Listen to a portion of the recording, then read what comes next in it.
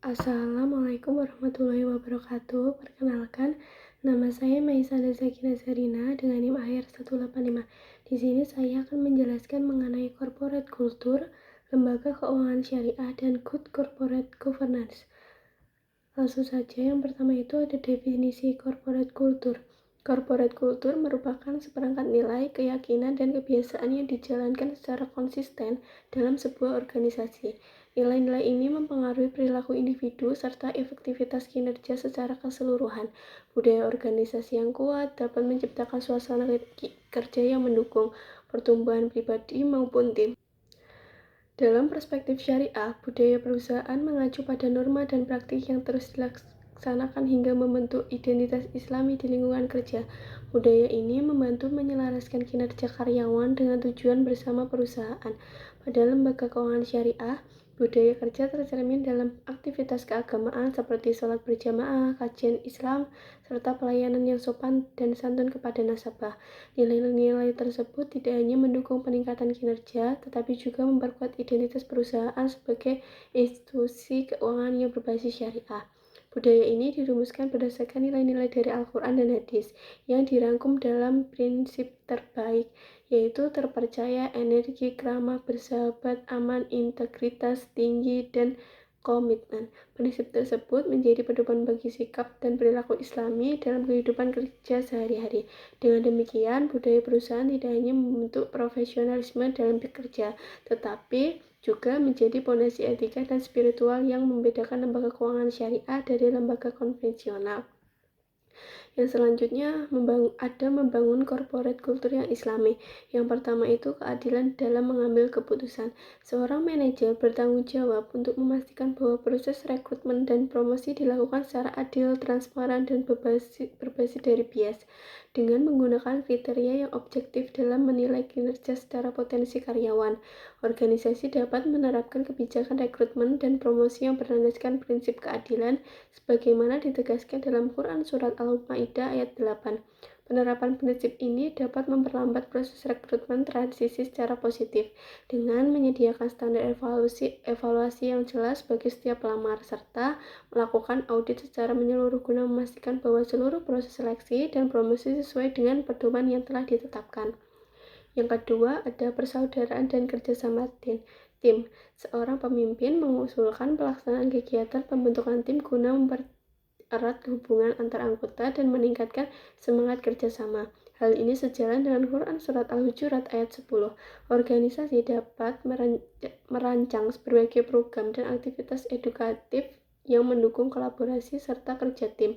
Implementasinya dapat berupa kegiatan seperti outbound dan lokakarya untuk memperkuat keterkaitan antar karyawan, program monitoring, serta forum diskusi yang bertujuan membahas permasalahan dan mencari solusi bersama secara kolektif.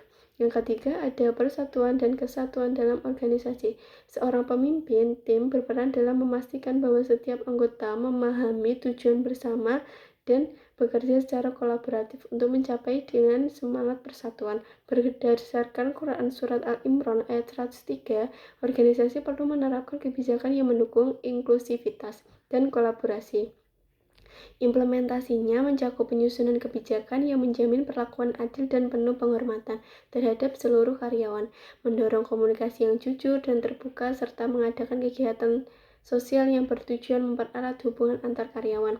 Dan yang keempat itu ada etos kerja dan tanggung jawab. Seorang pemimpin memiliki peran penting dalam mendukung budaya organisasi yang positif, terutama dalam hal tanggung jawab dan etos kerja, dengan menanamkan nilai-nilai keikhlasan dan niat baik sebagaimana diajarkan dalam Al-Quran Surat At-Taubah ayat 105.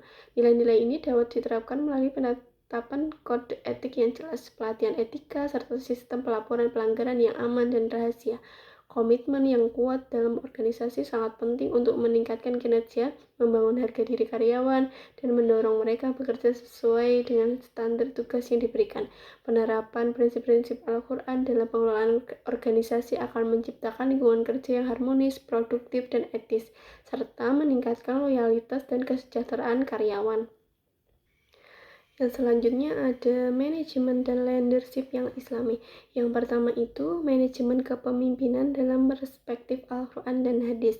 Dalam Islam, kepemimpinan atau imam merupakan amanah besar yang wajib ditaati oleh umat, baik dalam aspek keagamaan maupun pemerintahan, dengan tujuan utama mengajak kepada kebaikan atau amar ma'ruf dan mencegah kemungkaran nahi mungkar, sebagaimana dijelaskan dalam Quran Surat As-Sajdah ayat 24 dan Quran Surat Al-Anbiya ayat 73. Kepemimpinan yang ideal adalah manifestasi dari keimanan dan amal soleh, sehingga tidak layak disandang oleh mereka yang mementingkan kepentingan pribadi, kelompok, atau materi. Pemimpin sejati harus menjadi teladan dalam ucapan dan tindakan, maupun menginspirasi, membimbing pengikutnya menuju kebaikan, dan siap mempertanggungjawabkan amanah yang diemban, sebagaimana pula dalam hadis riwayat Imam Bukhari. Yang selanjutnya ada fungsi manajemen Islami. Yang pertama itu ada perencanaan. Perencanaan adalah tahap awal dalam pelaksanaan suatu pekerjaan, baik berupa gagasan maupun penyusunan langkah-langkah kerja, dengan tujuan untuk memperoleh hasil yang optimal. Ini merupakan proses pemikiran yang dilakukan sebelum mengambil tindakan, yang menegaskan pentingnya memulai setiap kegiatan dengan perencanaan terlebih dahulu. Yang kedua, pengorganisasian. Ajaran agama mendorong umatnya untuk bertindak secara tertata dan terstruktur, karena kebenaran yang tidak terorganisir bisa dikalahkan oleh kebatilan yang terencana. Menurut Terry, pengorganisasian adalah fungsi utama manajemen untuk mengatur seluruh sumber daya termasuk manusia, agar pekerjaan terlaksana dengan baik. Dalam Islam, organisasi dipandang sebagai bentuk keteraturan dalam pelaksanaan tugas dan pengelolaan kerja yang sistematis. Yang kedua itu pengarahan. Pengarahan adalah proses pembimbing rekan kerja agar memiliki pemahaman yang memadai dan mampu bekerja secara efektif demi mencapai tujuan yang ditetapkan. Fungsi ini melibatkan 4 unsur penting. Yang pertama itu pemberi arahan, penerima arahan, materi arahan, dan metode yang digunakan. Pengarahan bertugas memberikan instruksi, larangan atau panduan, sementara metode pengarahan mencakup sistem komunikasi antara kedua belah pihak. Yang terakhir ada pengawasan. Pengawasan adalah proses pemantauan yang berkelanjutan terhadap pelaksanaan kegiatan untuk memastikan semuanya berjalan sesuai rencana. Dalam Islam, pengawasan juga berfungsi untuk memperbaiki penyimpangan, mengoreksi kesalahan, dan menegakkan kebenaran, mencakup aspek material maupun spiritual guna menjaga konsisten pelaksanaan rencana. Yang selanjutnya ada Good Corporate Governance. GCG adalah seperangkat proses kebijakan, hukum, dan institusi yang mengatur cara perusahaan diarahkan, dikelola, dan diawasi agar berjalan secara profesional dan bertanggung jawab terhadap seluruh pemangku kepentingan. Kebutuhan akan GCG muncul dari prinsipal agensi teori untuk mengelola konflik kepentingan antara pemilik dan pengelola, sehingga tidak merugikan pihak manapun. Karena korporasi merupakan entitas hukum yang terpisah, penerapan GCG penting untuk melindungi keberlangsungan perusahaan dan kepentingan semua stakeholder. Yang selanjutnya ada prinsip-prinsip GCG. Yang pertama itu transparansi. Perusahaan harus menyampaikan informasi yang tepat, akurat, dan sesuai waktu terkait kinerja, kondisi keuangan, serta kebijakan yang berpengaruh bagi para pemangku kepentingan. Yang kedua itu akuntabilitas. Setiap elemen perusahaan harus melaksanakan fungsi dan tanggung jawab secara jelas serta bertanggung jawab atas keputusan yang diambil. Dan yang ketiga itu responsibilitas. Perusahaan harus mematuhi semua peraturan hukum yang berlaku dan menjalankan tanggung jawab sosialnya terhadap lingkungan dan masyarakat sekitar. Dan yang keempat itu independensi. Perusahaan perlu terhindar dari campur tangan pihak eksternal maupun internal, termasuk pemegang saham mayoritas atau manajemen yang berpengaruh, agar pengambilan keputusan dapat dilakukan secara objektif. Dan yang terakhir itu keadilan dan kesetaraan. Memperlakukan seluruh pemangku kepentingan secara adil, termasuk pemegang saham minoritas, karyawan, pelanggan, dan mitra bisnis. Yang ketiga itu ada tujuan Good Corporate Governance.